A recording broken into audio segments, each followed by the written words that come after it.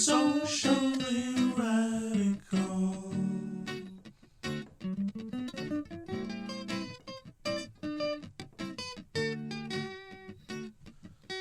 Socially radical.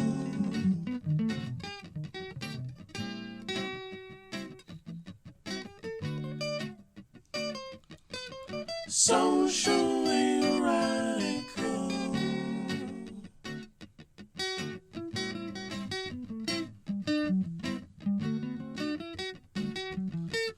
Socially radical.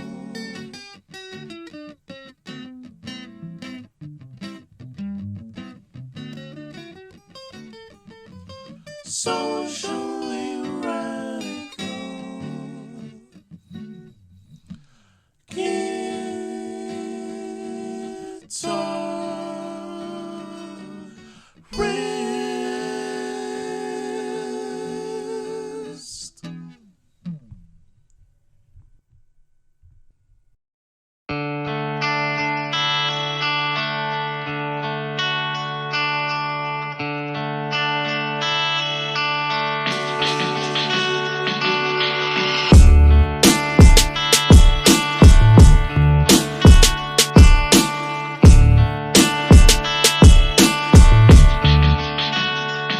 Dreamcatcher in the rise, set my soul on fire. Let it burn with desire for the apple of my eye. My heart's on the line, let it roll, let it ride. Got my mind on the prize, the apple of my eye. Let me say, I first saw you and you caught my attention like a river's movement. Smooth and swift, yet dangerous, but beautiful, so you gain my trust. Cause I'm so weak and I'm so tempted, I can barely speak when your name gets mentioned. And when I see you, my world collapses. My heart's in control and my mind relaxes. So my actions are fueled by passion, consumed by the fumes that spark attraction. There's a boom in the room, let the magic happen. Slow move to the tunes, got the music blasting. Well, I'm not a man of faith, but I'm a faithful man. So take my heart if you take my hand. I don't need a lot of things to make life feel grand. Hey, take my heart if you take my hand.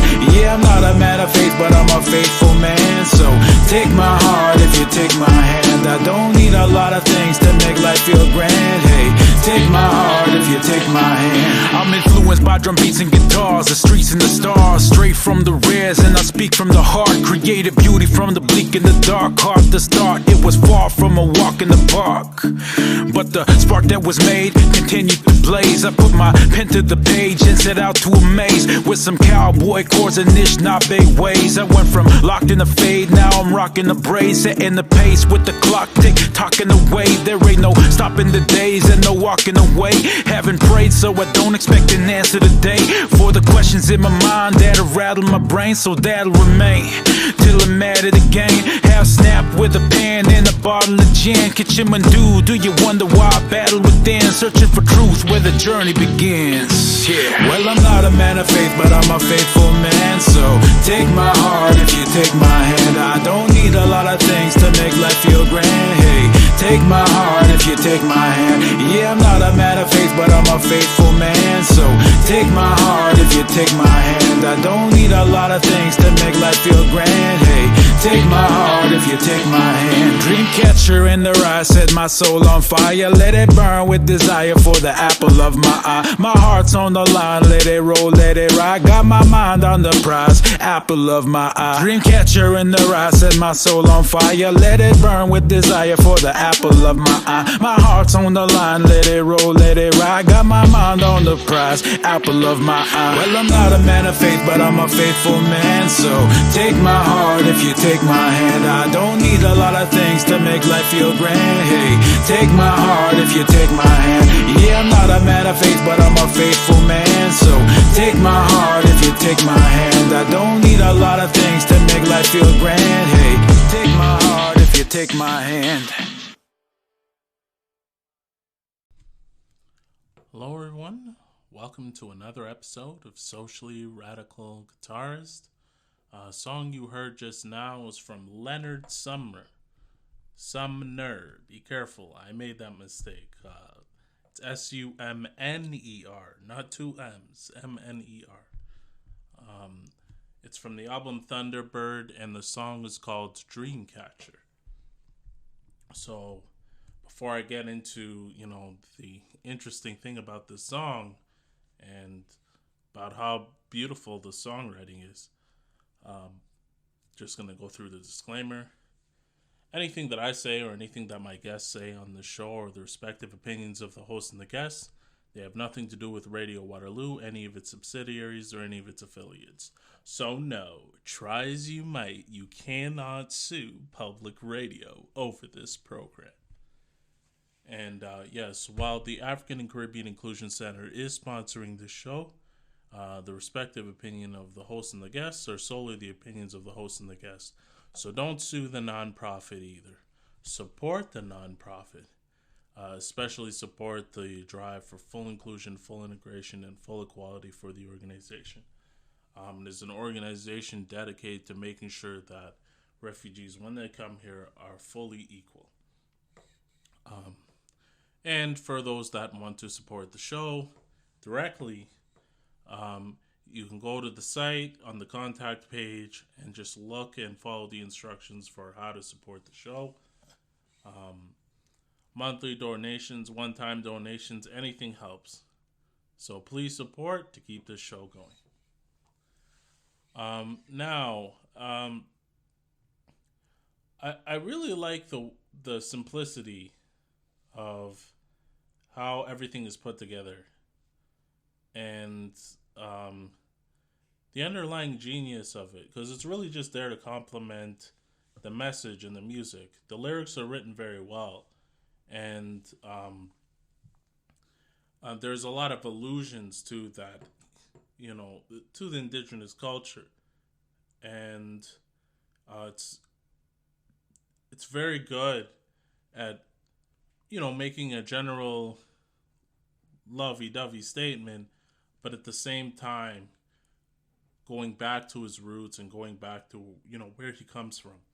So that's beautiful part about the song. Just go through the main riff that you hear.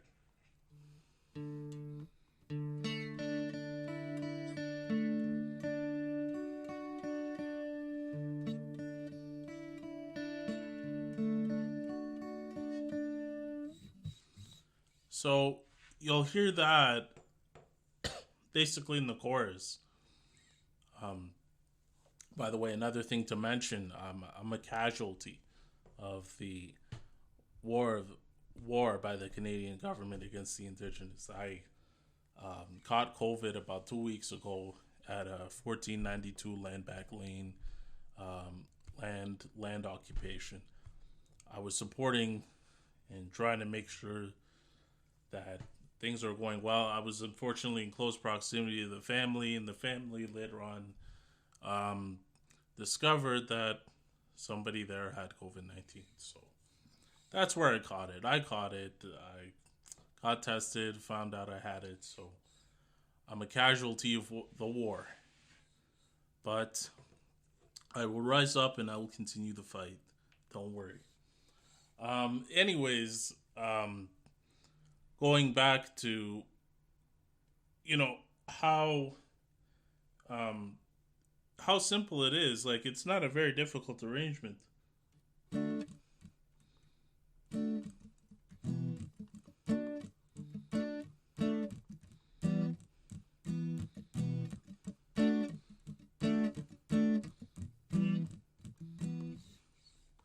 And you'll hear this, I think, a little bit. You can kind of count it as somewhat as a bridge.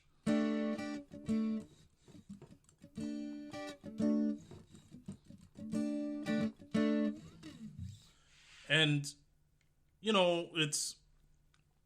it's meant to be a catchy tune, and really the strength and the emphasis on the song is on the beauty of the lyrics and how much sincerity is put into them. But the guitar does its job. It complements the message very well and gives that feel and gives that that music. It's simple, but it's also interesting, and it's also a unique way of um, portraying that message. So that's quite a shame that this government wants to do so much to erase indigenous culture. And the bourgeoisie, they're in on it. It's done for them. So while they control the propagation of culture, they try to eradicate Leonard Sumner's music. Um, the small monthly listens that he might have might come just from his own nation. And his own nation, uplifting him and bringing him up. But this is music for the whole Western society. And it's being suppressed. And it's harming Western proletarian culture. The important thing to note, the anti-colonial message of this show, the thesis, is that the propagation of culture is another arena of class struggle. This is a Marxist term, but that's what it is. And as long as you accept the existence of the Western bourgeois colonial state within Canada and within the United States, you accept bourgeois rule, you accept the bourgeois state and the bourgeois implementation of the state, then you're going to have Western bourgeoisie suppressing Western proletarian culture. And they're going to rule and they're going to subjugate and suppress the Western proletarian culture. So there's no way to separate the uplifting of music, the uplifting of artistic propagation of culture, and the need for a revolutionary solution to national oppression in Canada and in the United States. So that's the thesis. That's the essence of the show. And every track I show you supports the thesis. This is another example. A very beautiful song, very catchy song. I found myself listening to this song many times. It's very good. The songwriting is very good. Yet, only 3,000 monthly listens. And people aren't able to draw the connection between the ongoing genocide against the indigenous in both the United States and Canada and that suppression of culture. But it's all interlinked. It's all together. It all matches. And as long as the bourgeoisie rule, it'll also lead to consequences for the rest of the proletariat, even the white proletariat, which gets certain privileges for accepting colonialism. So that's the underlying issue. And that's shown in this show. And that is why I will support land occupations if I'm called upon, no matter how many times I get COVID. I got it once. I was a casualty of war. But as soon as I heal up, I'm going to patch myself up and go right back into the battlefield. Because that has to be done. That solidarity has to be shown. And ultimately, I argue, a revolutionary party has to seize power with the goal of smashing colonialism in Canada and the United States. So that's why I'm a communist. That's why I will continue to support land occupations. I will continue to put my body on the line for land occupations, even in the midst of a deadly pandemic which the government has decided to opportunistically use as a eugenics program. When you see on the news, don't only the really sick, only the really the vulnerable will get fatally ill. The vulnerable and the that are getting fatally ill, just to let you know, is now children. It is now babies, young children, from this mild Omicron variant. Um, but it wouldn't be any less acceptable if it was the disabled or the elderly. This is eugenics. And it's a smack in the face of the previous generations that have helped to build this country. The generations of proletarians from way back. Many of them have even contributed to the United Front against fascism in World War II. And yet these people are being tossed aside as if they were an inconvenience on bourgeois society. Just being neglected in the middle of a deadly pandemic like this. That's obviously unacceptable.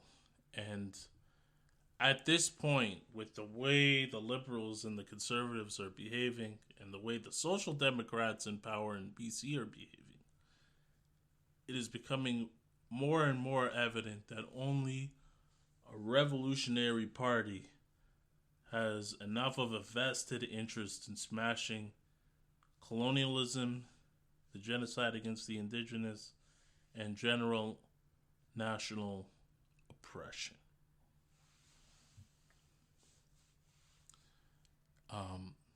And that's the thesis. Well, I mean, that's the essay. Every episode is a new essay that reinforces the original thesis. Well, a paragraph of an essay. Very long study. But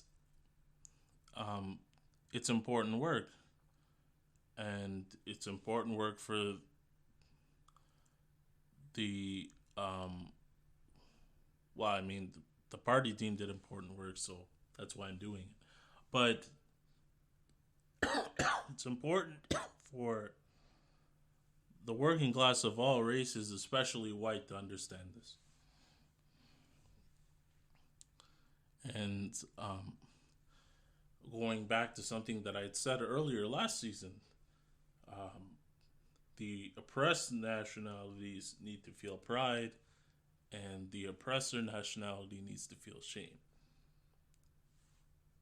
That shame will disassociate themselves from the bourgeoisie. They find common cause because of race. But that common cause has to be eliminated. And the only way for that to happen is for the white working class to begin to feel shame, to begin to want to disown the system that the bourgeoisie has created. Once they've done that, then they'll find more common cause with the indigenous proletariat, the black proletariat, Asian proletariat, all the other oppressed nationalities within this country. And then there'll be that drive for unity and a drive for the building of a multinational state. This is an exercise which has been done before, and it has been successful. It almost got socialism in South Africa. If it wasn't for the collapse of the Soviet Union and all those social dynamics that incentivized the petty bourgeois layers of the ANC to sell out the working class revolutionary movement, the revolutionary multinational state could have been created. It's been done before in the Soviet Union with a prison house of nations And suddenly all of the nations together got equal representation in the House of Nationalities. So these things have been tried and successful before on understanding the theories of national oppression. It's not something that I'm just theorizing about. It's something that's actually been done, practiced, and has been successfully implemented. To have a socialist state that's lasted for 70 years and has an enduring legacy that can't be erased by the bourgeoisie no matter what they do. It was the guiding principle of the revolution in China, which is still there. It's still a revolutionary government, and it's still putting a huge thorn in the side of the international bourgeoisie in the West, particularly, and in the United States, North America in general, the Anglo-Saxon bourgeoisie. And that's why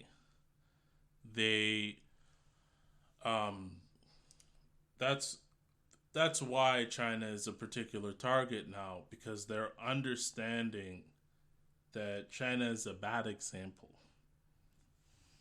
It's a bad example for a bourgeoisie that wants to maintain power and stay in power.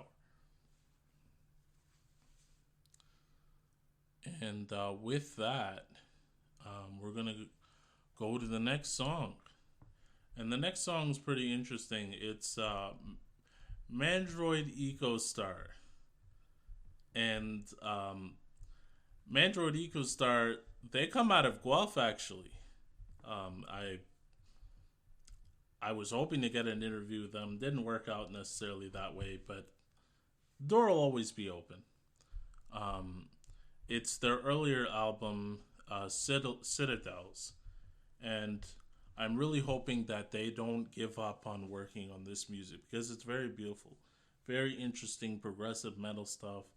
A lot interesting, like a lot of influence from gent and power metal, actually, with the way the singing is done, the way the riffs are done, and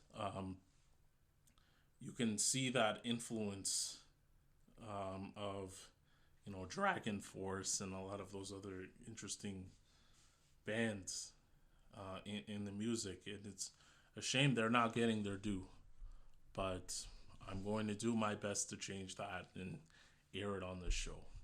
So the next song coming up is going to be Mandroid Echostar's Ancient Arrows from the album Citadels. So we'll have that song during the intermission, and then we'll be right back.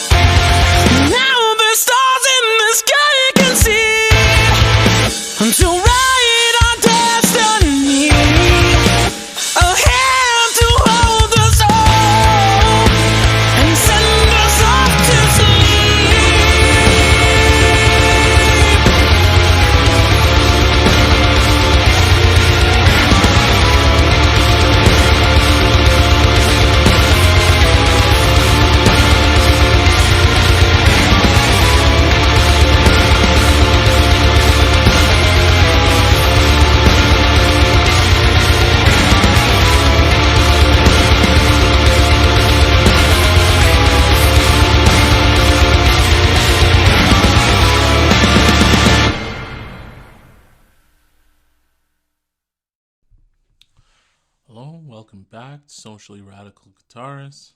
Song you heard just now was Mandroid Echostar's Ancient Arrows from the album Citadels.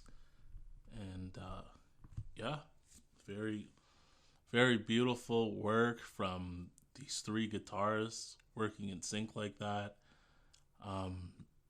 Quite a shame, quite frankly, a shame that they're not getting their due, especially because it would really uplift Guelph if they did, small little town where my parents live. So, let's get through how I got COVID. I got it while I was at a 1492 Land Back Lane protest. I was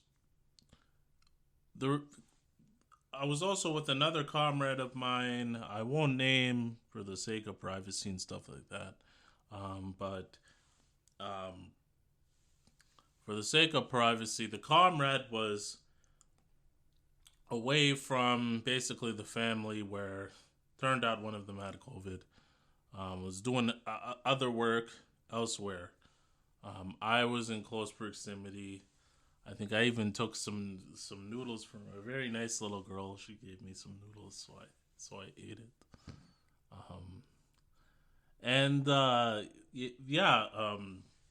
It was a great time.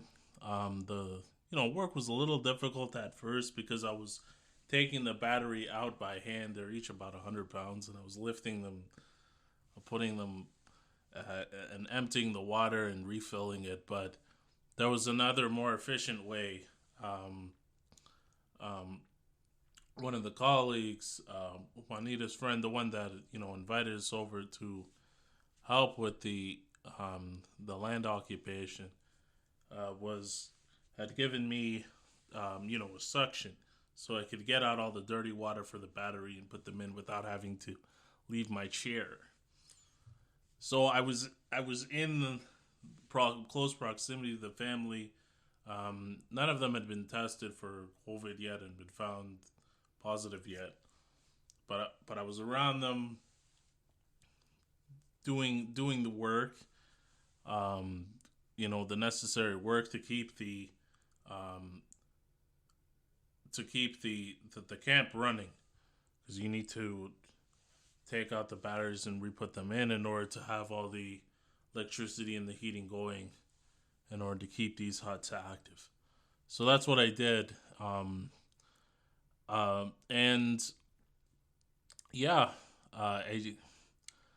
got caught with COVID-19. Omicron, very transmissible variant. It's running rampant in the indigenous community, and the government has decided to lie flat with them. The black community in the United States, that's a different government, sure, but I've said that the difference is not that much at this point. They've both chosen to lie flat, which is flatten the curve and just allow only a few people to get infected and die. Just the rather insignificant individuals. Eugenics. That's what's happening here, and that's obviously why I got caught. I mean, even before we started, someone had been diagnosed with COVID and couldn't attend the land occupation because of that. So it's running rampant, and the government has refused to test. They refused to put those resources in place. I only managed to get a test because I was in an outbreak, in the midst of an outbreak. I had symptoms. And incidentally, it turns out this cough has been going on for 2 weeks because I got the vaccine at around the time where I was already infected. So that ends up exacerbating the symptoms. And exacerbating the period with which you get sick. So the break that you normally get for 5 days for a mild version that's on course to kill 500 people a day, by the way, in Canada, and is already killing over 2,000 people a day in the United States. That mild variant was exacerbated by the fact that I had taken a vaccine after getting infected. But so this cough has been going on for 2 weeks. But we'll see. We'll see. Time will tell whether this finally ends. And I'm finally back to normal. And I finally defeated a life-threatening disease.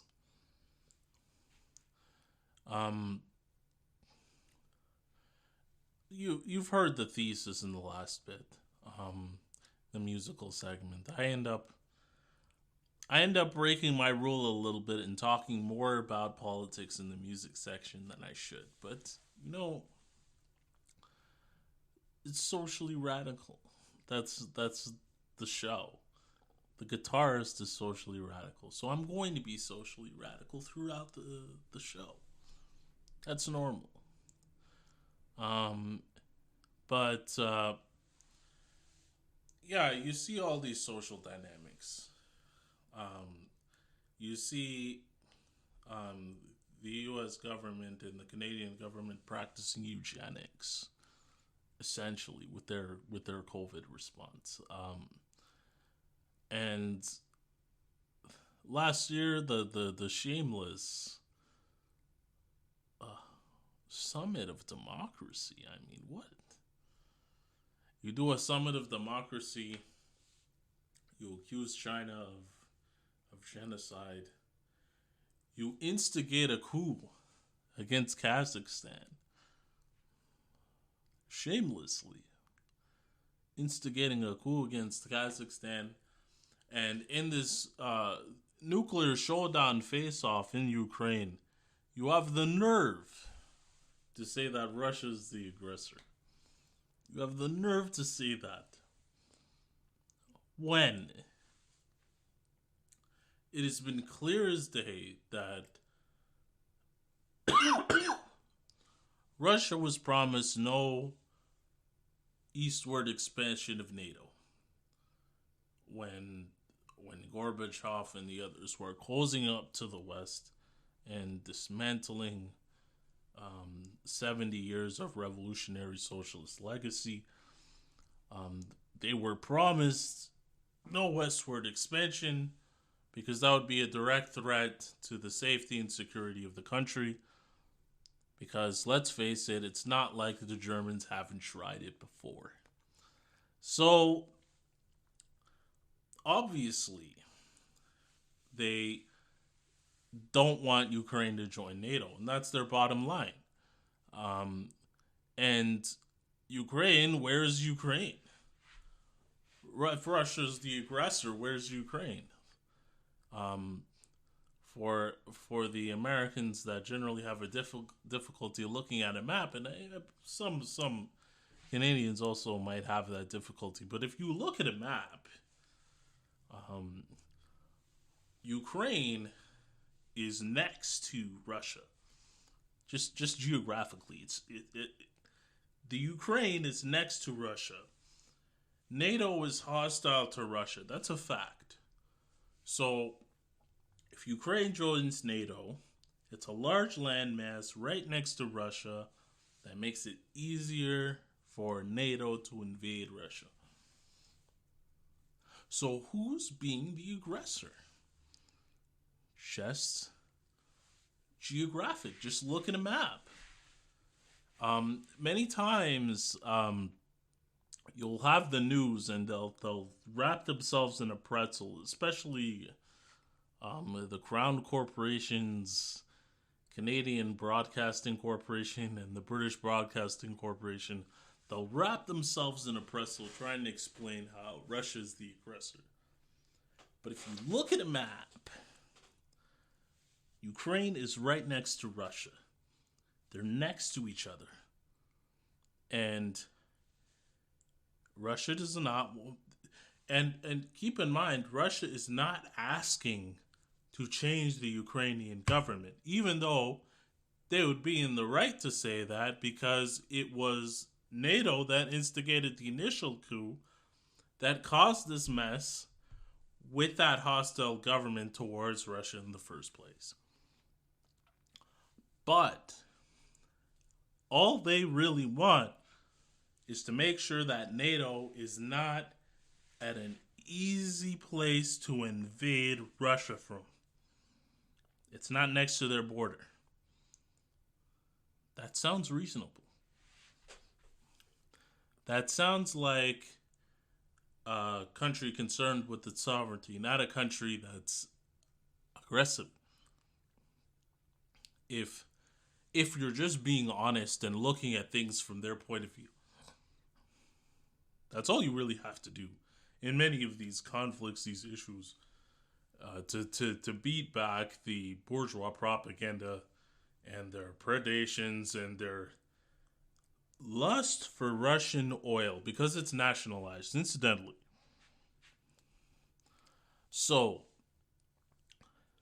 if you simply just look at a map, for example, you'll see when people talk about China being an aggressor in the South China Sea, just where are the U.S. bases? When China is smeared as an aggressor for wanting to make sure that Taiwan doesn't succeed, where's Taiwan?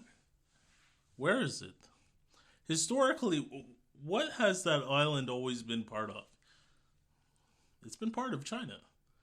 And in fact, the Kuomintang, the whole time they were there, were pretending that they had legitimate control over the whole of China. Secession was never on the cards. That's why there was a 1992 consensus. So you just have to look at these things. Look at a map. Where's Taiwan? 80 miles off of the coast. It's right there. It's right next to mainland. Where are the bases? The U.S. military bases. The U.S. military bases, there's one in Japan, one in Korea, one near the Philippines. There's there was one in Afghanistan. So it was an encirclement. So in many ways, a lot of the anti-imperialist solidarity work that China was doing with Pakistan and Afghanistan in expelling the United States, because that's really what happened, let's be honest. But if you look at it, it was about breaking an encirclement around their country. And the same thing also has happened with Russia. That's why Russia doesn't want Ukraine to join NATO, because they'll be encircled. This is an attempt by the NATO imperialist powers to encircle two resource-rich nations that have yet to have their natural resources put forward in the open market. That's really what the issue is. If you do the math, if you learn the history and understand that Russia used to be the world's largest oil producer, that they have that wealth of natural resources, that China has a wealth of natural resources as well. The third largest country on earth. When you find that Canada is a colonial appendage for that very reason, and that's why they have all these mining companies that then prey on the African countries. At the end of the day, that's really what it's all about.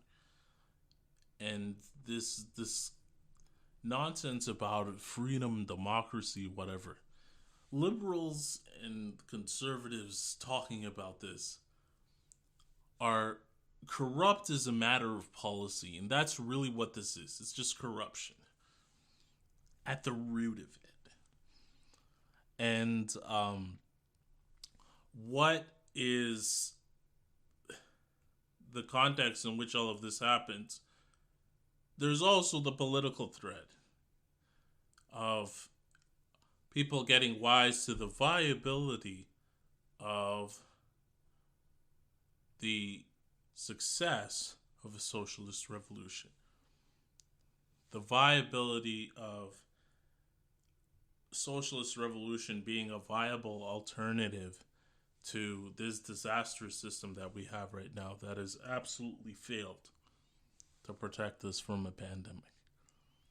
So there's political considerations, geopolitical considerations that are really being brought forward in the so-called bastions of democracy, Canada and the United States, that are currently practicing eugenics. Eugenics in their COVID response. U.S. is, I recently just saw a tweet where the U.S. had announced that they're not going to publish any numbers. No death tolls. We're not going to publish any numbers. The bodies are going to pile up, but hopefully there isn't a number. Politically, it just doesn't look good to have that number there every day. I mean, it kind of looks like the pandemic response is as bad as Trump's. And what happens if we leave that sort of a message? That the Ku Klux Klan wizard, currently practicing eugenics in his pandemic response, is not the bastion of democracy and the alternative to Trump's authoritarianism. And that it's actually adopting revolutionary Marxist-Leninist science, joining a revolutionary party, and attempting to seize power. And fighting to seize power as the only viable alternative. What happens if that's the message? Well, what happens is, you get fascist backlash, of course, which I've warned you about previously, but I digress. And with that, we're going to have an outro in solidarity with the African people suffering at the hands of the United States government. I've decided to put singing that Lajon Witherspoon does. It's really, really good on an album from Earthside called The Dream and Static. So the song is called Mob Mentality. It'll be Lajon Witherspoon, Earthside, and the Moscow Studio Symphony Orchestra. So we'll have the outro, the final song, and then that'll be it. That'll be the end of the show. We'll see you next week.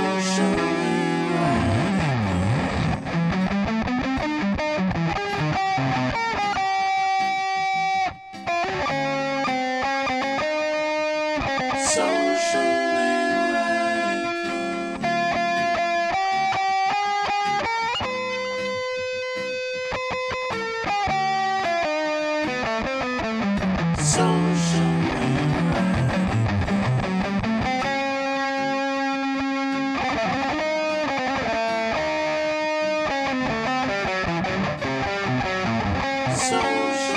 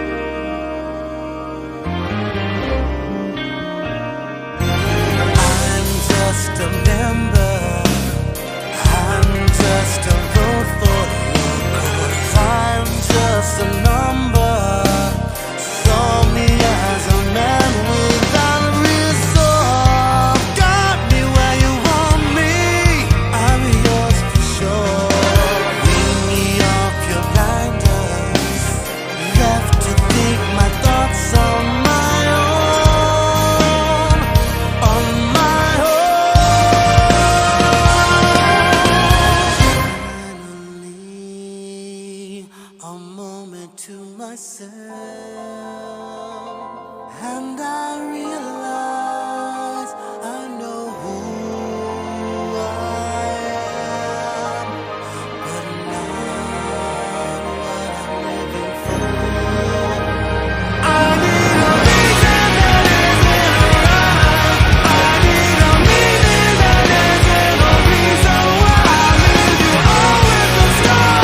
A permanent marvel when death to us come because it's hard to face, knowing we all will fade away.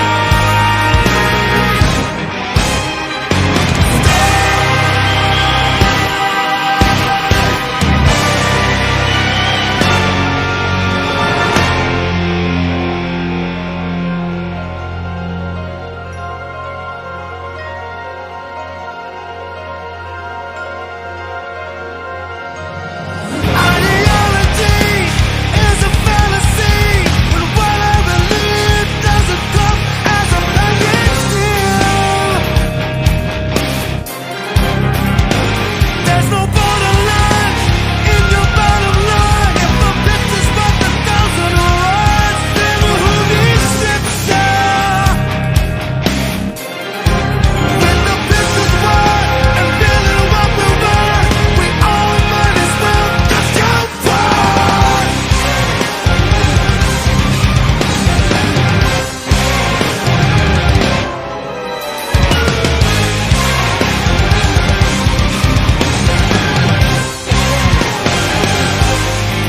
Got me where you want me.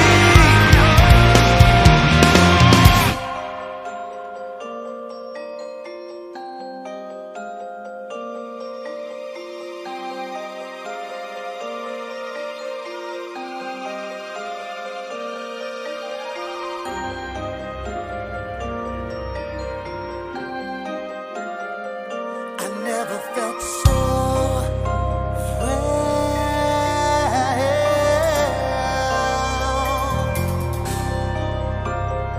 so vulnerable too. Awake this morning, I never felt so afraid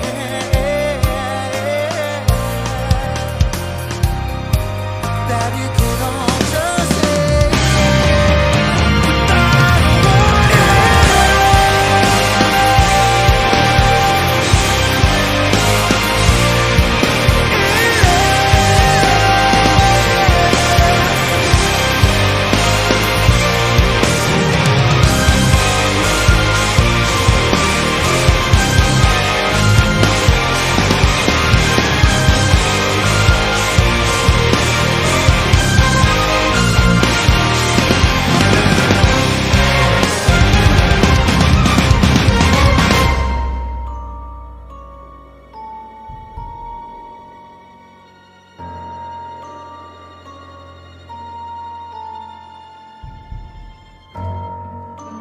and I pray for you to see